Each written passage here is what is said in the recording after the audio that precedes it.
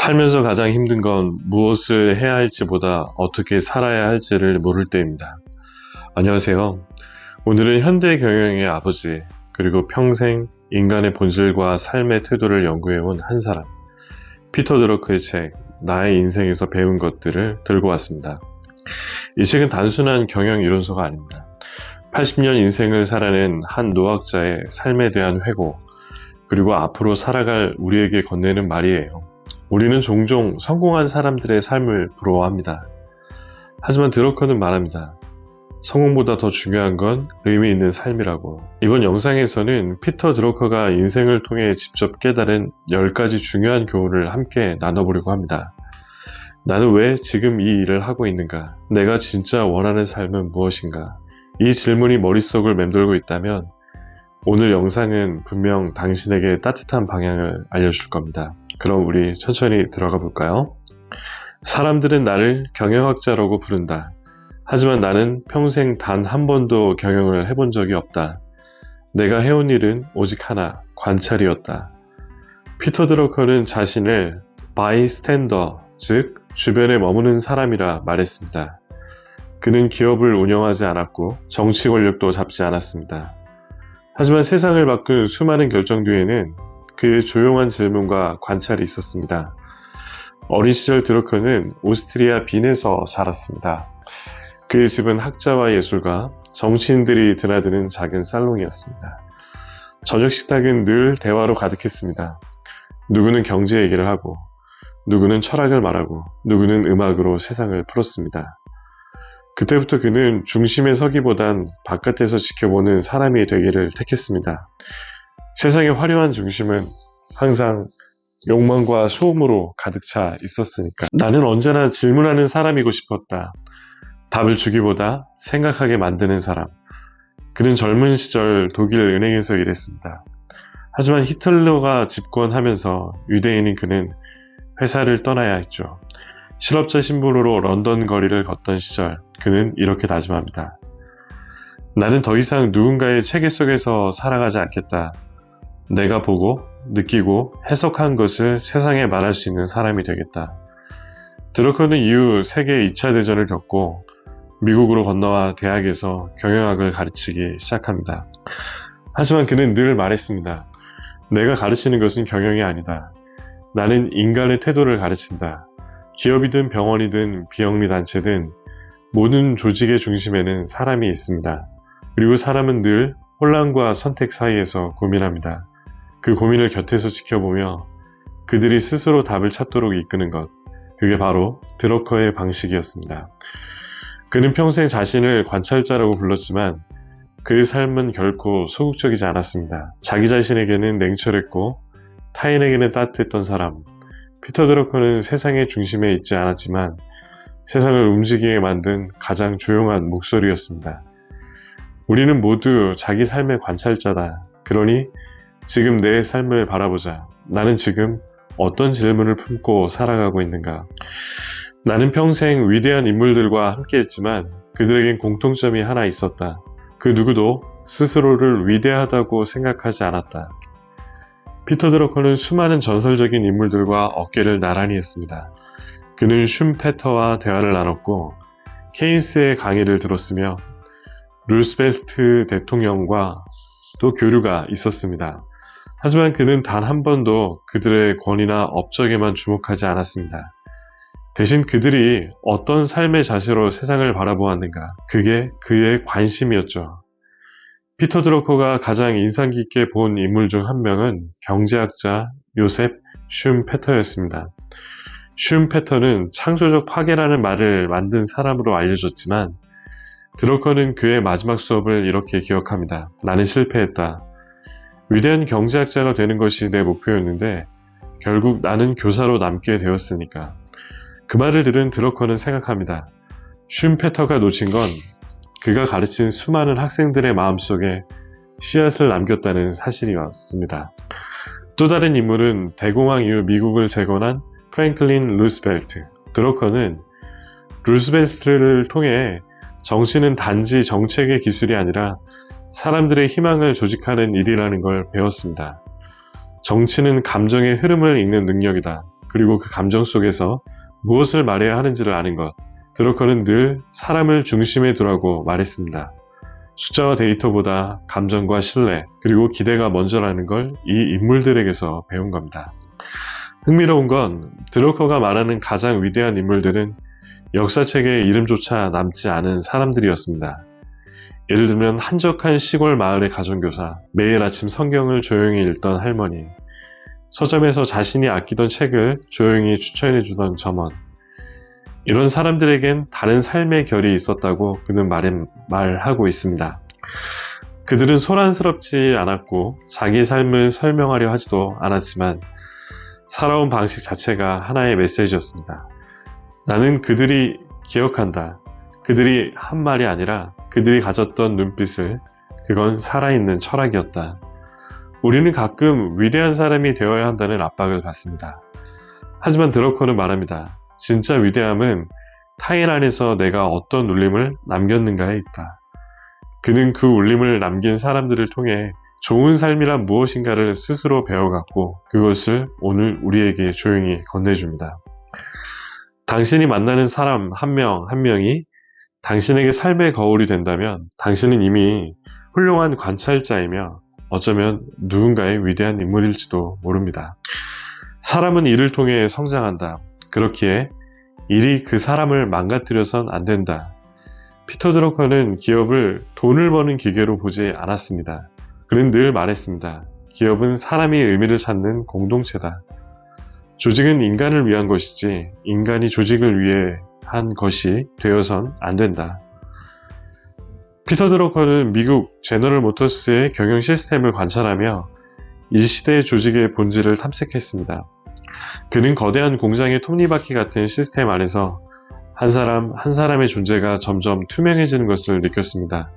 모든 게 효율화되고 성과로만 평가되는 세상 속에서 우리는 자기도 모르게 기계의 한 부속품이 되어가고 있었던 거죠. 성과를 내는 것도 중요하다. 하지만 그보다 더 중요한 건 그 사람이 어떤 의미를 느끼고 있는가다. 그는 이렇게 질문을 던집니다. 사람은 왜 일하는가? 월급 때문인가? 아니면 누군가에게 인정받기 위해? 아니요. 드러커가 본 인간은 기여하기 위해 일하는 존재였습니다. 나는 어떤 가치를 더하고 있는가? 이 질문이 없으면 아무리 안정된 직장도 결국 영혼 없는 감옥이 되어버린다고 그는 말했습니다. 피터 드러커는 말합니다. 한 조직이 살아있다는 건 사람들이 그 안에서 배우고 성장하고 기여한다고 느낄 때입니다. 그리고 그 감정은 거창한 비전에서 오는 게 아니라 매일 아침 내가 필요한 사람이구나 라고 자꾸 분명한 느낌에서 시작됩니다. 사람은 어떤 시스템 안에 있을 때보다 누군가의 기대 안에 있을 때 더 잘 살아간다. 오늘 당신의 일이 그저 돈을 버는 수단처럼 느껴질 수 있습니다. 하지만 그 속에서도 작은 연결이 있고 기여가 있고 누군가를 위한 당신만의 역할이 분명히 있습니다. 그것을 잊지 않는다면 당신의 일은 다시 살아있는 시간이 될 수 있습니다. 나는 어떤 가치를 더하고 있는가? 피터 드러커는 일에 지친 이들에게 이 조용한 질문을 하나만을 남겼습니다. 성공은 내가 한 선택이지만 실패는 나를 선택했다. 피터 드러커는 말했습니다. 나는 많은 실패를 겪었고 그 실패들은 나에게 내가 누구인지 묻는 거울이었다. 드러커는 독일에서 저널리스트로 일하던 시절 진심을 담은 비평 기사로 사회의 경종을 울리려 했습니다. 하지만 결과는 해고였습니다.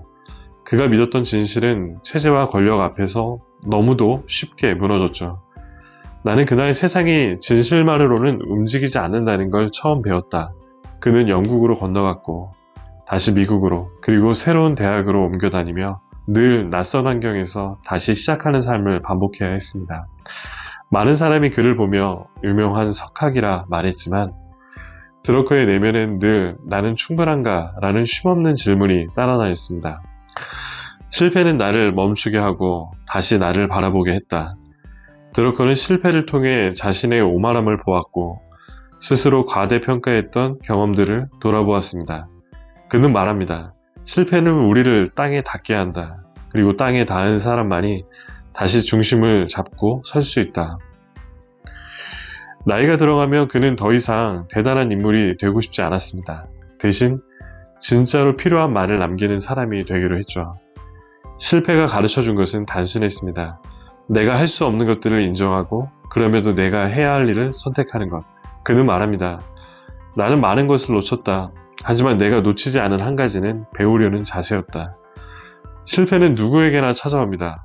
그리고 우리의 삶의 리듬을 한 번쯤 멈추게 합니다. 그 멈춤 속에서 우리는 이렇게 묻게 되죠. 나는 지금 무엇을 내려놓고 무엇을 다시 시작해야 하는가? 삶이 흔들릴 때마다 나는 두 가지 질문을 꺼내들었다. 그 질문은 나를 지탱해주는 기준이었다.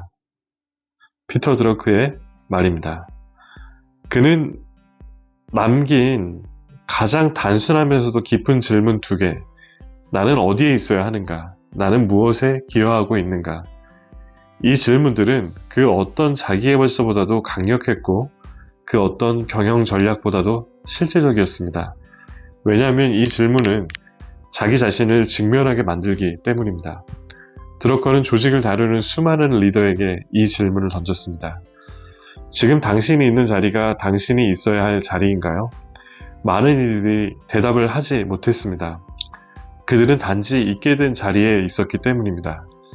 하지만 드러커는 말합니다. 사람은 자기 재능이 꼽힐 수 있는 적수에 있을 때 비로소 타인에게도 기여할 수 있다. 이 질문은 당신에게 이직을 권유하는 질문이 아닙니다. 그건 차라리 나는 지금 내 삶의 중심에 있는가라는 깊은 자아 탐색에 가깝습니다. 두 번째 질문으로 나는 무엇에 기여하고 있는가? 이 질문은 성과가 아닌 의미를 묻는 질문입니다. 피터 드러커는 말합니다. 사람은 필요한 존재로 느껴질 때 가장 강해진다. 우리는 모두 어딘가에 기여하고 있습니다.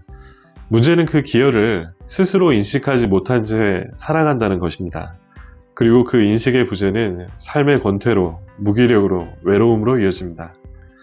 당신이 오늘 한 일이 누군가에게는 아주 소중한 변화일 수 있습니다. 피터 드러커는 이 질문을 스스로에게 평생 반복해서 던졌다고 말합니다. 그리고 그 질문들이 그를 더 단단하게 만들었습니다. 삶이 변할 때마다, 조직이 바뀔 때마다, 나이가 들어갈수록 그는 늘 자신에게 물었습니다. 나는 지금 올바른 자리에 있는가? 내가 가진 것을 세상에 나누고 있는가? 이 영상의 끝에서 저는 당신에게도 조심스럽게 같은 질문을 건네봅니다. 지금 나는 어디에 있어야 할까? 그리고 나는 무엇에 기여하고 있는가? 내가 정말로 알고 있는 것은 아직도 내가 배워야 할 것이 많다는 사실뿐이다. 피터 드러커 90대 중반의 인터뷰 중에 나온 이야기입니다. 피터 드러커는 95세까지 글을 썼고 강연을 했고 사람들과 대화를 나눴습니다. 그는 단 한 번도 나는 다 안다고 말하지 않았습니다. 대신 이렇게 말했죠. 나는 여전히 삶 앞에서 배우는 중입니다. 나이가 들어도 명성을 얻어도. 그는 질문하는 사람의 자세를 버리지 않았습니다. 왜, 어떻게, 무엇이 진짜 중요한가? 그는 늘 그렇게 묻고 기록하고 다시 묻고 또 기록했습니다. 배움은 지식이 아니라 태도다. 내가 아직 모른다는 것을 아는 것. 그것이 배움의 시작이다. 피터 드러커는 삶을 하나의 완성된 삶이 아니라 끝없이 걸어가는 오르막길로 여겼습니다. 그 길에서 그는 자신의 오만도 마주했고 실패도 마주했고 의심도 마주했습니다. 하지만 그는 끝까지 성장이 가능하다는 믿음을 버리지 않았습니다. 삶의 마지막에서 나는 한 가지를 배웠다. 그건 끝이 없다는 것이다. 피터 드러커는 죽기 직전까지도 후배 경영자들에게 질문을 던졌고 학생들과 토론했고 새로운 기술과 사회 변화에 대해 메모를 남겼습니다. 그에게 배움이란 지적 욕심이 아니라 삶을 사랑하는 방식이었습니다. 삶이 계속된다는 건 질문할 수 있는 기회가 계속된다는 뜻이다. 나는 끝났다고 생각한 그 순간에도 무언가를 이해하려 했었고 그때마다 삶은 나를 다시 살아가게 했다. 당신의 삶도 지금 완성되지 않았습니다. 누군가와 비교할 필요도 지금 멈췄다고 자책할 필요도 없습니다. 우리는 모두 배우는 사람입니다. 그게 바로 살아있는 사람의 가장 확실한 증거니까요. 지금 나는 무엇을 배우고 있는가? 그리고 그 배움은 나를 어디로 이끌고 있는가? 피터 드러커의 인생을 따라 긴 이야기로 여러분들과 함께 했습니다. 그는 경영학자이기 이전에 한 사람의 인생 관찰자였고 끊임없이 배움을 선택한 인간이었습니다. 이제 당신의 삶도 다시 걷기 시작할 시간입니다. 더디게, 천천히, 그러나 분명히. 지금까지 여러분들과 함께한 지식의 나침판이었습니다. 다음에 다시 삶에 대해서 더 좋은 이야기로 함께하도록 하겠습니다. 감사합니다.